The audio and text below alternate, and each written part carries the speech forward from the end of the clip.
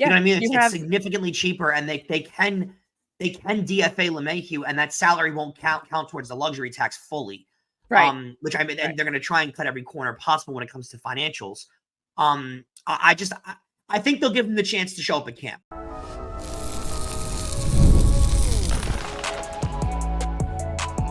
You are Locked On Yankees, your daily New York Yankees podcast.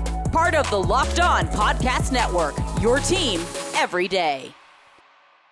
Welcome to Locked On Yankees, which is part of the Locked On Podcast Network, your team every day. Thank you for making us your first listen every day. I'm Stacey Gotsoulias. You can start the season with a big return on FanDuel. New customers can place a $5 bet, and you'll get started with $150 in bonus bets. And that's if you win your first $5 bet. Visit FanDuel.com to get started. With me, as usual, my co-host, Brian McKeon. Brian, interesting stuff happening today. Yeah, very interesting. Excited to get into it because there's a lot of news. Yeah. And when I say today, I mean Monday as we record this, but this is Tuesday's show. You guys know the drill. If you're new, you might not know the drill. So before we get started, don't forget, subscribe to Locked On Yankees on whichever podcasting platform you prefer. Subscribe to our channel on YouTube. We passed 7,800 subscribers on Monday. Very exciting. Like our videos, hit the bell so you're notified when those videos go live. So today's show, we have an announcement about the show and the direction we'll be taking in the offseason. Kind of exciting stuff coming up. Qualifying offers went out. Only 13 players got them. We're going to discuss who got them and who didn't in some cases. There's interesting stuff happening with Gerrit Cole's opt-out, which isn't really an opt-out, which is what came out on Monday, which was odd. So we're going to discuss that. But first, let's discuss DJ LeMahieu, because DJ LeMahieu didn't factor into the playoffs at all, didn't factor into the team down to the stretch. And the Yankees have him for a while still. Yeah, we're going to discuss this a lot, obviously, as the offseason goes on, because I think it's going to be a storyline throughout the offseason, although that's even a debate in its own. Just to run down what is going to be coming for DJ LeMahieu in the future. He has 2 years left on his deal at $15 million per year. That's accounting for just over 6% of the Yankees' luxury tax, which, I mean, if they're going to sign Soto to a major deal and they're going to upgrade other positions, the luxury tax number is going to be a deal. He played in 67 games last year. He did look lost throughout the entire year, really, once he came back. He hit 204 with 2 homers, 26 RBIs, and 201 at-bats. So it's a decent sample size. It's not like he came back and played in, 10 games. He got a decent sample size. Stacey, I feel sort of bad because he did come here win a batting title. That first deal he signed as a free agent was a discount if there ever had been one. And he performed really well. Clearly, the second contract that he got was a contract given to him based on past performance and not projected future performance. Right. But what's the way you handle this? Because for me, I let him come into camp. I see what he does. And if he can't play, which personally I'm fully expecting to be the reality, I just cut ties. What do you do? Yeah.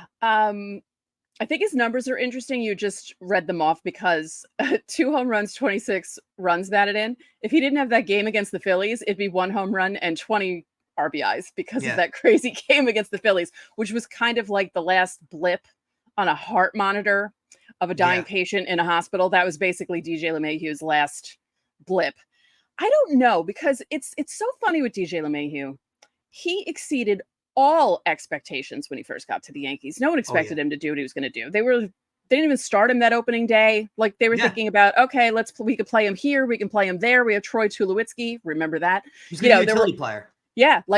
So maybe he has to go back to that if he does stick and if they feel bad and don't want to cut ties with him.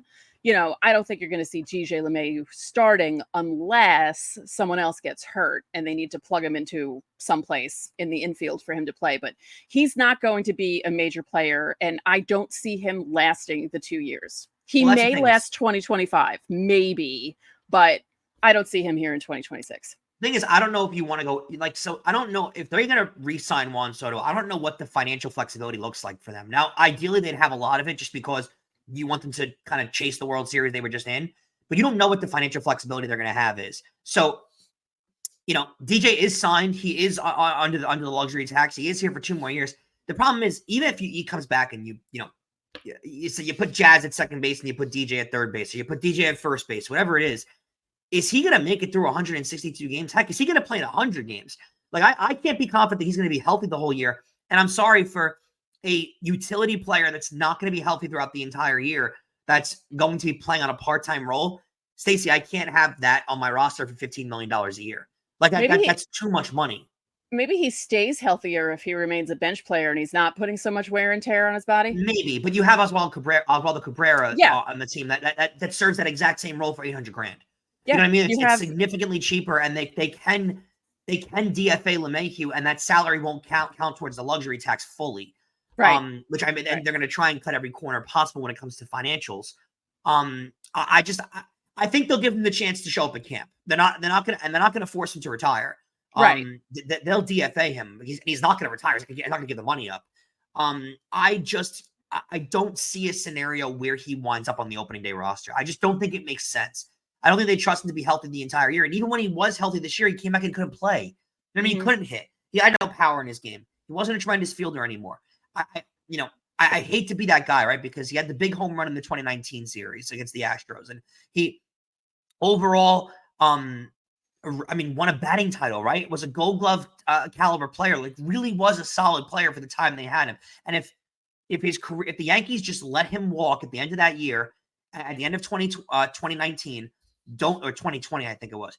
If they just let him walk, they don't give him the extension, and I feel like what happened with the Yankees extension here is kind of what happened with the Mets fan base and Yoenis Cespedes, where the fan base kind of like bullied them into it, where they just said, you got to sign him, and people didn't stop talking about it until they actually signed him.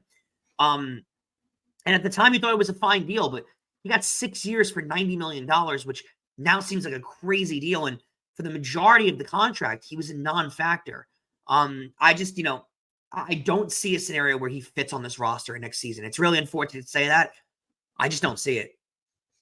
It's just amazing to me how many of these contracts, extensions, etc., in the last 7 years have not worked out for the Yankees. You have Aaron Hicks, you have Luis Severino, you have DJ LeMahieu.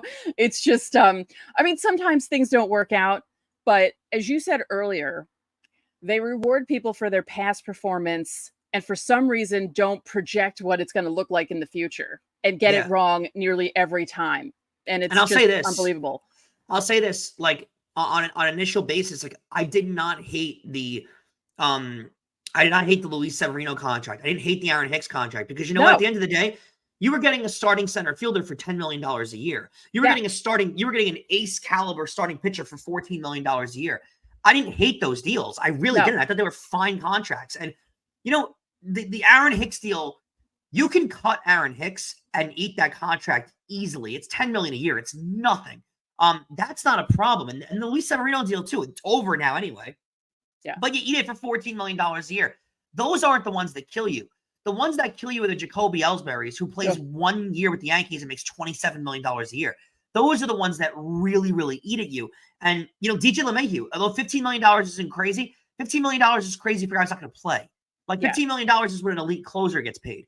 Gleyber Torres is going to get $15 million a year. So there's a lot of factors that go into what other positions get paid. And when you evaluate that to a guy that doesn't play at all, you can't justify that salary. That's why I think it's double fold, right? Like, I don't think he can play, and I don't think they can trust him to stay healthy throughout an entire season. But take into account all of that.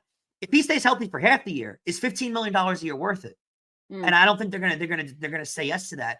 I just think there's no way that he's gonna make. I do think they let him come to camp and prove that he's healthy. Yeah. But if he shows any signs of not being healthy or just can't hit, they're gonna have to DFA him. Yeah. Thank you for bringing up Ellsbury. That's such a fun memory. Like, we all knew that, but we knew that was going to be a disaster when they did it. Yeah, like, we all knew. I could see the future, and I was like, this is not going to be a good contract. What's so funny though is there's been other players on their team that they've been more stingent with, and like homegrown guys that they've been refusing to give long-term deals to, which is so weird. They don't reward homegrown talent, but they reward outside talent, right? They gave Jacoby Ellsbury that massive deal. I don't know if you remember towards the end of Jeter's career, Jeter wanted to bleed every penny out of the Yankees possible. And like, it's sort of not talked about because he's such a beloved Yankee, but He tried to bleed every dollar out of the Yankees imaginable, to the point where the Yankees had to say, you know what, go get that deal. If you want a 4-year deal for $38 million a year, go get it. Go get it. And then he came back crying like, I can't get that deal.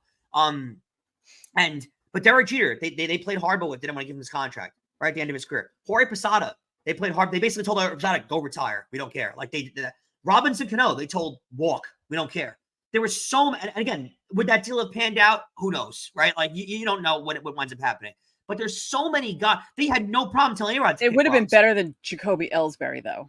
Sure, absolutely. But so many even A-Rod, who went up, winning a World Series with the team, they had no problems with years left on his deal telling him to go kick rocks. And all these homegrown guys that they had no problem to get rid of, and then for some reason, DJ LeMahieu, they were like, here's $90 million over 6 years. Jacoby Ellsbury, they were like, here's $167 million. They had no problem with those deals. So it is a little strange that they did that. Aaron Hicks, Cashman was in love with Aaron Hicks. He loved him. But again, that deal, when they signed that deal, people thought they were crazy. It's 7 years to Aaron Hicks. My response was, that's not a crazy deal, because if he stinks, you can eat yourself out of that for $10 million a year. Who cares? Like that's a whatever deal. But the ones that kill you are the $15 million a year for a DJ LeMahieu who doesn't play. Those are the deals. And now, if LeMahieu's on this roster next year and can't play the whole year, Hicks's deal is still on the books. That's $10 million. LeMahieu's deal on the books. That's $15 million. Right there, that's $25 million. That's half of Juan Soto's salary. That's how you got to look at these kind of things. So you just got to be a little more careful when you sign these guys to these longer term deals, because it hurts you longer in the future. Yep. Don't forget, subscribe to the channel, hit the like button on our videos, hit the notifications so you know when our videos go up. You can also join the Locked On Yankees Insiders Club. The link is in the description. You'll get text from us. You can text us questions, comments, reactions to all the news that's coming out. Got some confused reactions to the Cole stuff, which we're going to talk about in segment 2. There's a 14-day free trial for the Insiders Club, so join us there. It's fun. So like I said, coming up, some organizational news, including Gerrit Cole opting out, but then not opting out. We'll try to explain it next. Hey guys, you ever feel like you need a little boost in the bedroom? It's time to stop worrying about your performance and get Hims, so you can feel confident knowing that you can get hard and stay hard whenever you're in the mood. Hims is changing men's healthcare by providing you with access to affordable sexual health treatments from the comfort of your own couch. Hims provides access to a range of doctor-trusted ED treatments like chewable hard mints and Viagra and Cialis and their generics for up to 95% cheaper. The process is 100% online, so there's no need for uncomfortable doctor's visits. Just answer a series of questions, and a medical provider will determine the treatment option. If prescribed, your medication will ship directly to you in discreet packaging for free. No insurance is needed, and one low price covers everything from treatments to ongoing care. With hundreds of thousands of trusted subscribers, Hims can help you find the ED option that works best for you. Start your free online visit today at hims.com/lockedon. That's HIMS.com/lockedon for your personalized ED treatment options. hims.com/lockedon. The products mentioned are chewable compounded products which are not approved or verified for safety or effectiveness by the FDA. Prescriptions require an online consultation with the healthcare provider who will determine if appropriate. Restrictions apply. See website for details and important safety information. Subscription required. Price varies based on product and subscription plan. Thanks again for making Locked On Yankees your first listen. And remember, every Friday is Fan Mail Friday. So you can leave questions underneath the pinned comment on our videos Monday through Thursday, or you can join the Locked On Yankees Insiders Club to get top priority during Fan Mail Friday. The link is in the description. So, Stacey, today was qualifying offer day. 5 p.m. today was the official time that you could start negotiating with people and giving out deals. And the offseason kind of began, which is crazy how fast it begins. From Yankee news, Juan Soto was extended a qualifying offer. This really is a clerical move. If Juan Soto winds up signing with someone besides the Yankees get that team's first-round draft pick back in return. So it's a little bit of a compensation for the Yankees. This is just a clerical move. Juan Soto is not taking that deal. He's going to make like 3 times the qualifying offer. Yeah. The offer this year is $21.05 million. Now, that's significant because the Yankees didn't extend a qualifying offer to Gleyber Torres. And before we get into the guys who did get the qualifying offers, and before we get into what happened with Gerrit Cole, I want to ask you, you surprised with the Gleyber stuff, or are you not surprised?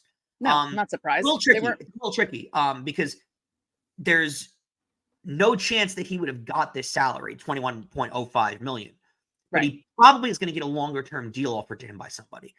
And my question is, why wouldn't the Yankees do this to get a draft pick out of somebody? Yeah, I don't know. That's a pretty big jump in salary for him, right? Huge. And he didn't play to that level, No. really. So it's not really that surprising. It's sad because if he played the way he played the last 2 months of the season and the way he played in the postseason in April, May, June, and July, he would have got, yeah. See, I don't know what happens. Like I can picture him getting a longer term deal with somebody. I really could. I think he's in contention for like a 5-year deal with somebody. I really think that. Whether he winds up signing a deal like that or taking a short term deal, this to me guarantees that the Yankees aren't giving him a short term deal. They're not, because why not extend the qualifying offer and hope he takes it? I know that's a lot of money, but it's 1 year.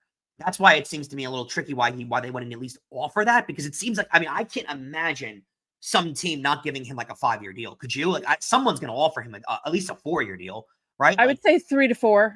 Yeah, I don't know. 5 seems like too much. I think they might be worried about how he gets when his head gets too into it and he kind of can't play. I know that Chris Kirchner, beat writer covering the Yankees, who also is on the Views from 314 podcast with Randy Wilkins, mentioned that Gleyber had mentioned that having all that contract stuff hanging over him kind of affected him during the season. And Gleyber seems like that type of person.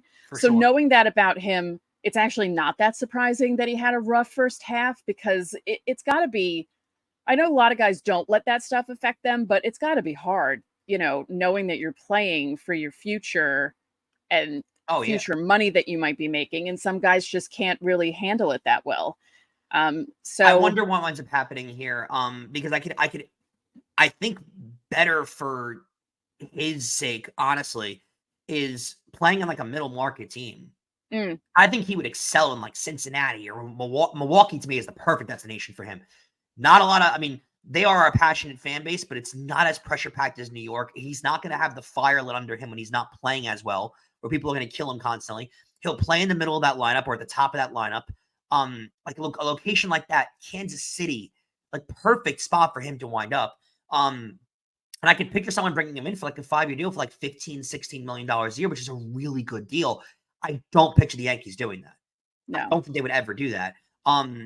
I just wonder here. It's sad to see the way that his career went with the Yankees, though, because they made that big trade and he was the number 1 overall prospect in all of baseball. And Stacey, the first couple of years that he was in the league, he met expectations.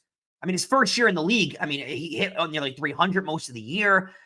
He gave, the second year he gave you 38 homers and almost 100 RBIs. Like he really did meet expectations. Like at the start, and then it just fizzled out the last couple of years. I do think that elite player's in there. I do. I don't know if the Yankees are willing to take the gamble that it is, but and I do feel like getting Jazz Chisholm is kind of like a see you later Gleyber kind of move. Right. I think the Yankees wouldn't mind bringing him back on a 1-year deal. I don't think it's going to happen on multiple years, to be honest with you. Yeah. It's a bummer. Another notable move, and this was talked about all day, but it needs to be discussed here, obviously. The Gerrit Cole news, confusing, and we'll try to break it down as best as we can. So it's like Gerrit Cole didn't get the 5th year. He wound up declining the option, which everybody knew was going to happen. So no one panicked with that. I mean, people did, but it wasn't worth panicking over.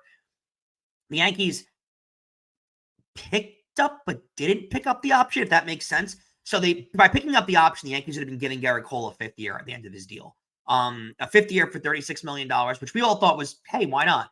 Apparently, from what came out today from inside the organization, the Yankees were not comfortable with giving Gerrit Cole that 5th year. Which, why would they be? But you thought he's your ace, he's performed so well, they would give it to him and say, screw the last year.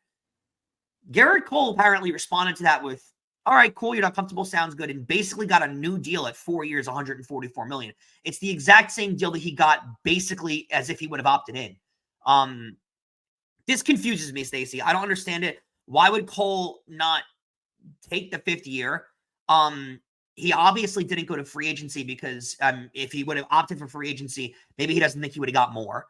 Maybe he's helping the Yankees out, but I doubt that's the reason. Maybe they're going to rework an extension. I don't know if that's a possibility. Or, just he loved being a Yankee that much where he was like, I'm going to help the team out in my 40th year. I don't really understand what happened here. Cashman said that the Yankees weren't comfortable adding another year to Cole's contract and that Cole agreed to remain on his current deal with those 4 years, $144 million remaining. Some people were thinking that maybe the fact that he had the injury this year and it was kind of an iffy year, that maybe that kind of scared them away from the 5th, adding that year. Because if it were, I was talking about this with a friend, if it were reversed and say he had the injury in 2023, but heading into the season prior to the opt-out, he won he had a Cy Young winning season, and he's going to win the Cy Young, and he's heading into this opt-out. Like, what do you do in that situation? And then I thought to myself, my God, how bad would the 2023 Yankees have been if Gerrit Cole were injured that season instead of 2024? Because they were already terrible. And with him having that crazy Cy Young winning year, they would have been terrible. So I think maybe the elbow injury kind of scared them a little bit. But he wants to be a Yankee. And that's what was driving me crazy this weekend with the opt-out. Like, it just felt like a formality kind of a thing. But there were all these articles. Oh, what if Gerrit Cole explores free agency and he leaves the Yankees? He wasn't leaving the Yankees, guys. Like, there was no chance. I would have bet my literal head that he wouldn't leave the Yankees because that's how sure I was that he wasn't going anywhere. It was just like a formality at this point. So he opted out, but didn't, because it's all the same. It's the 144, the 4 years left on the deal. Nothing changes. They might work on something down the road, but right now they got other things to worry about. And that's Juan Soto. You're right. And that deal, honestly, $36 million for an ace, one of the best, right now, the best starter in the league. You can't have a problem with that deal. It's still a great deal. And he's not the best pitcher in the league until he's not anymore. So, we're going to discuss the other guys who got qualifying offers in the next segment. And then we're going to give you a little bit of an announcement on the offseason plans for Locked On Yankees. Get ready to tackle the NFL action with FanDuel. It's America's #1 sports book. Because right now, new customers can bet $5 and get $150 in bonus bets if you win. The FanDuel Sportsbook app gives you everything you need to place live bets on the NFL all in one place. So when you get a hunch in the middle of the game, you can check out the latest stats, view live play-by-play, and so much more on the same page where you place all of your bets. Just visit FanDuel.com to join today. You'll get started with $150 in bonus bets, and if you win your first $5 bet, that's all you got to do. That's FanDuel.com. Never waste a hunch and make every moment more with FanDuel. It's the official sportsbook partner of the NFL. So, Stacey, we're back. A little bit of clerical work, and then we'll get into some exciting news. Players who are offered qualifying offers. Now, let's just leave this, up front right here. I expect the majority of these guys to decline these offers. A majority of them are not going to take these offers. Right. But most teams do it as a clerical thing because it gets them an extra draft pick if the guy leaves. Corbin Burns, I expect him to be an Oriole again. I think new ownership, they have to pay him. They have no option, essentially. You can't buy the team and then not spend money when your ace is available. So, plus, you don't trade for Corbin Burns and give up all those prospects to not re-sign Corbin Burns. Right. Alex Bregman, Max Fried, Willie Adames, Pete Alonso, Luis Severino, Anthony Santander, Teoscar Hernandez, Nick Pivetta, Christian Walker, Sean Manaea, and Nick Martinez. Now, Sean Manaea to me is fascinating because if I'm him, I'm jumping all over that $21 million a year because he's going to sniff that in a regular deal. The Luis Severino one is very interesting. I wonder if he takes that. I do feel like he pitched well enough to get a multi-year deal. So basically the way this works, Stacey, is it's a 1-year deal. It's a 1-year prove-it deal. And for most of these guys, it's above what they're going to sign for. So a lot of these guys are tempted to take it. It's like a prove-it deal. However, a guy like Corbin Burns, who's going to get more than $21 million a year, is not going to sign that deal. Alex Bregman, who Yankees might be interested in, which could be an interesting storyline we'll get to at some point. There's a lot of guys on this list, Stacey, that could when I'm taking these deals and could not when I'm taking these deals. But you see it less and less. There used to be a lot of guys that got the qualifying offer sent out to them. Now this year was 13 guys. Really strange. Well, also they keep getting higher and higher. When the qualifying offer was 15 million, it wasn't as It's more doable. Yeah, 21 is a lot. Yeah, you're not paying $21 million for maybe Willie Adames gets it, but Pete Alonso, he's probably gonna get right around that. But I doubt he takes that because why would he take a 1-year deal? Yeah, no, he wants get a multi-year deal. Yeah, he wants to explore that. But sure. a guy like Santander is gonna get a lot. But weirdly enough, let's just say this real quick because we're gonna do a lot of breaking this down. An underrated, very, very good free agent class this year. Like, very solid free agent class. I do think if the Yankees... Now, listen, they have to do everything imaginable to get Juan Soto. But if he gives them an answer by a certain point, they could make something of this offseason. Like, they could take that money and spend a lot of it in different places and get a lot better. They really could. I don't think... Again, I think you do everything possible to re-sign Juan Soto because he's a generational talent. He's one of the best players of all time. So I'm not saying that. What I'm saying is if he doesn't sign, it's not the end of the world. Because there are a lot of options out there, and there's a lot of maneuvering they could do with that extra money they're not going to spend on Juan Soto. Now, I'm hoping they reinvest that money. There's no guarantee they will, but let's hope they do. And I'm hoping that they go forward with, if it's not Juan Soto, I hope it's multiple guys on this list. But there's multiple guys. They're expecting about 7 or 8 guys to get over $100 million deals this offseason. It's a very, very underratedly strong free agent class.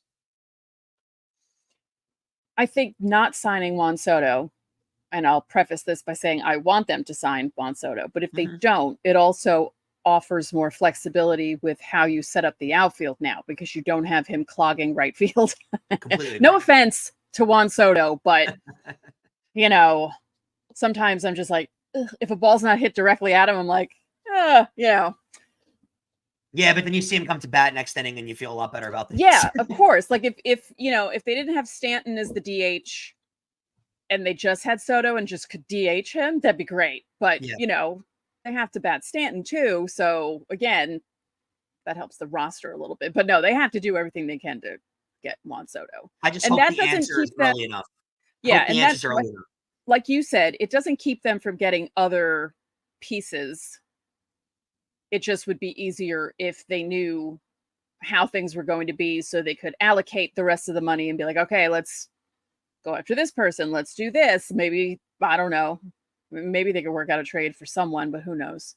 It doesn't always work. It doesn't always work. The problem is where guys wind up, it doesn't really always work where they always wait for the biggest. There's some off seasons where everybody waits for those big names to sign and then they start all signing.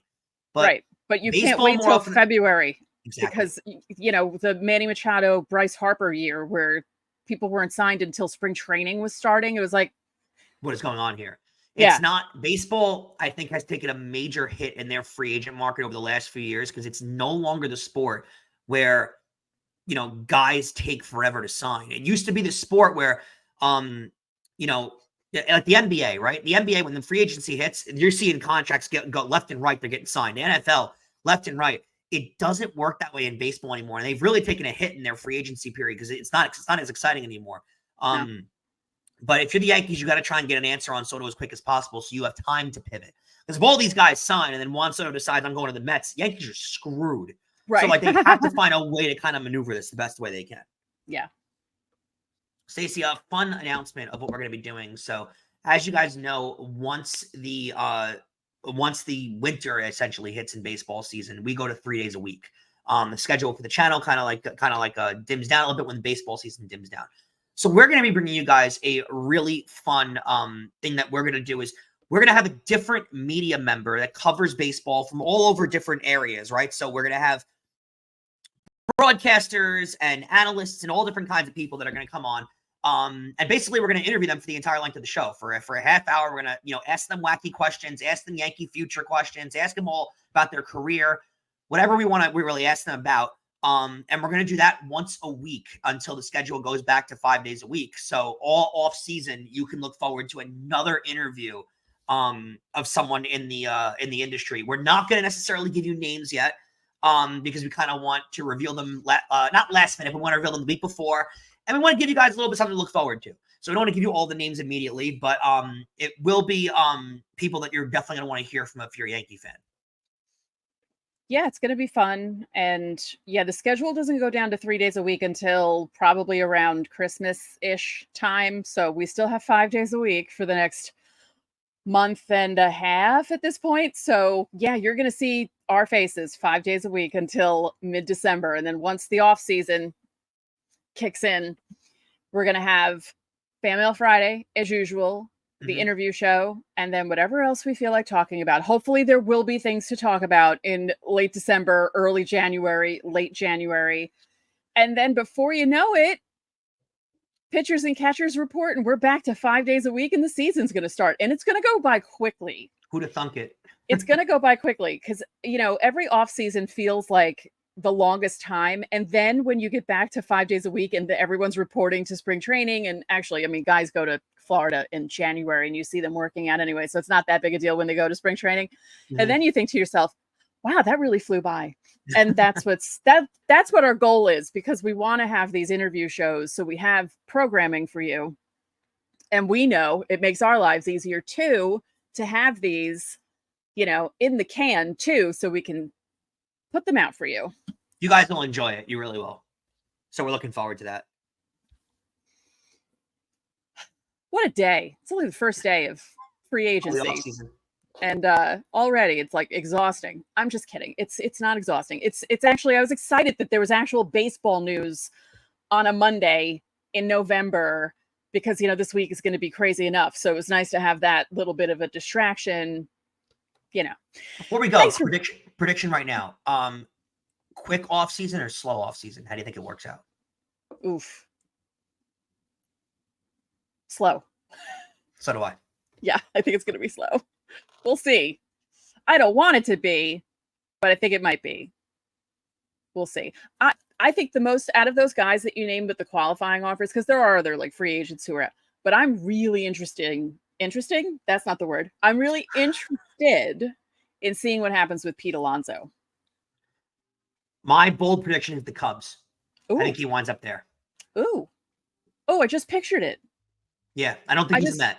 I just pictured him in the uniform. Yeah, I could see that.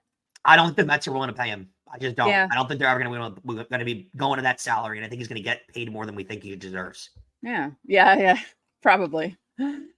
Thank you for making Locked On Yankees your first listen today. For your second listen, find Locked On MLB. Baseball guru Sully brings you a daily blend of humor and baseball, keeping you updated on every rumor and story throughout the offseason. Find Locked On MLB on YouTube or wherever you listen to your podcasts. So that'll do it for this edition of Locked On Yankees. I'm Stacey Gotsoulias. And I'm Brian McKeon. We'll catch you tomorrow.